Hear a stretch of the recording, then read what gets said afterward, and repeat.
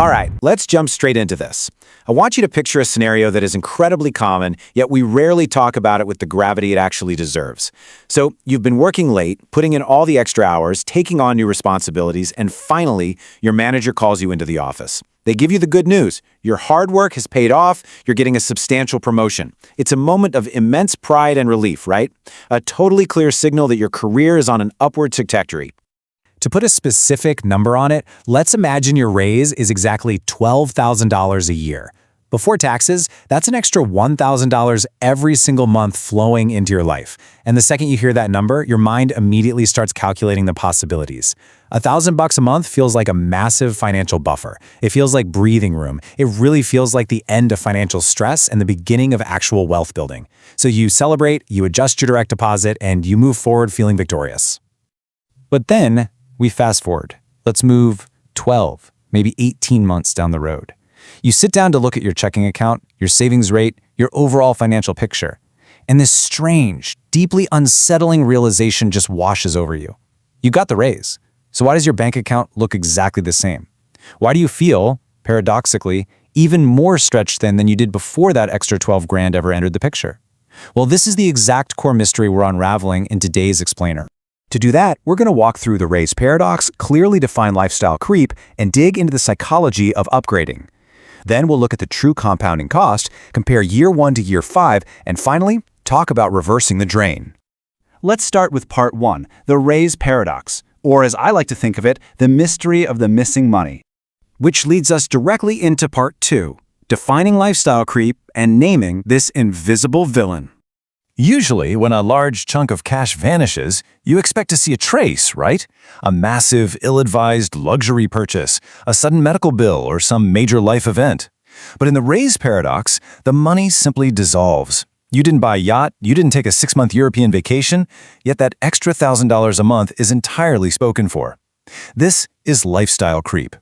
It's the phenomenon where spending quietly rises alongside income, fully absorbing a raise until your savings rate stays completely flat or even drops. Notice the word quietly there. It's not a loud, sudden explosion of spending. It's just a slightly better apartment. It's upgrading from an older used sedan to a newer model with a slightly higher monthly payment. It's saying yes to an extra streaming service or premium subscription because, hey, you can afford it now. Each of these upgrades feels totally justifiable on its own, but together, they form a sponge that silently soaks up absolutely every new dollar you earn. Moving on to part 3, the psychology of upgrading. Why exactly do we spend it? It is incredibly important to approach this without any shame or judgment. If you've experienced lifestyle creep, it doesn't mean you're uniquely bad with money. It just means you're human. Our brains are literally hardwired to fall into this trap, and understanding our own behavioral psychology is the very first step to mastering it. First up, we have hedonic adaptation. It's a fancy term for a really simple concept. Human beings get used to things incredibly fast. That upgraded car feels amazing for a month, and then it's just your car. To get that same rush of dopamine again, you have to buy something even nicer. Second is social comparison. As you move up in your career, your peer group naturally changes, and without even realizing it, you subconsciously align your spending with the people around you. Third is the I deserve this effect. You worked hard for that promotion, so treating yourself feels morally justified. And finally, the most dangerous trigger of all, invisible small purchases. Just think about $47 more a month on food delivery. Why highlight such a specific, random number? Because this is what lifestyle creep actually looks like in the real world. It rarely looks like a big, round, alarm bell ringing number like $500. It looks like an extra delivery fee here, a higher tip there, or choosing the premium tier on a software subscription you barely use. $47 just doesn't feel like a threat to a $12,000 raise. It flies completely under the radar. But these irregular, non-round numbers quietly multiply across dozens of spending categories until the well completely runs dry. Let's look at part 4, the true compounding cost, and visualizing the missed opportunity here.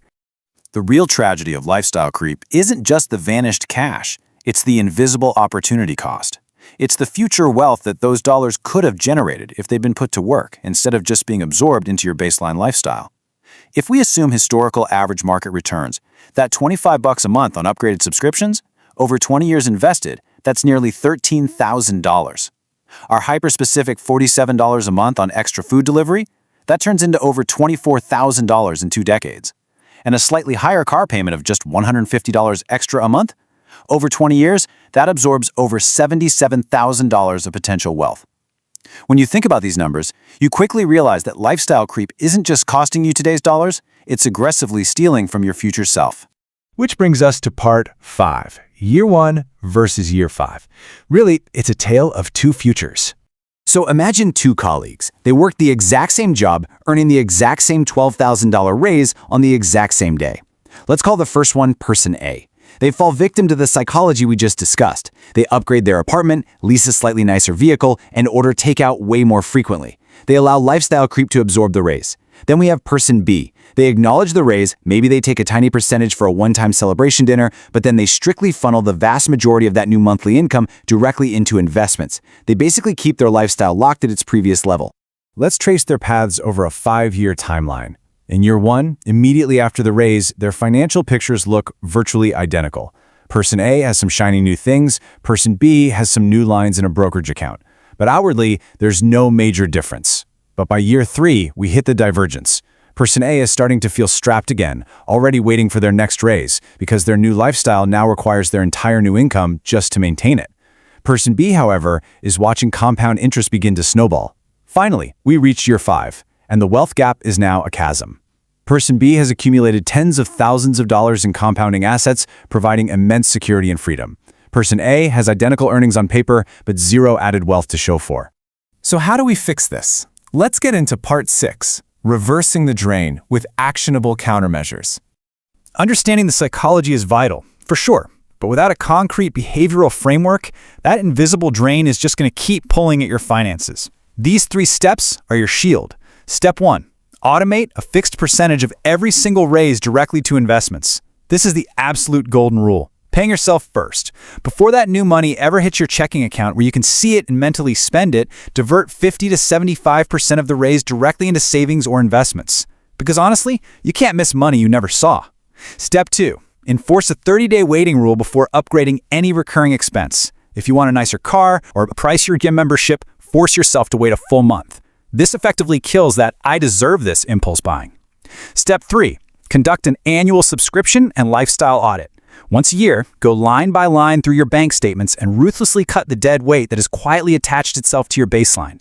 At the end of the day, mastering lifestyle creep isn't about extreme frugality. It's about extreme intentionality. It's about ensuring your hard work actually translates into permanent wealth rather than just temporary comfort.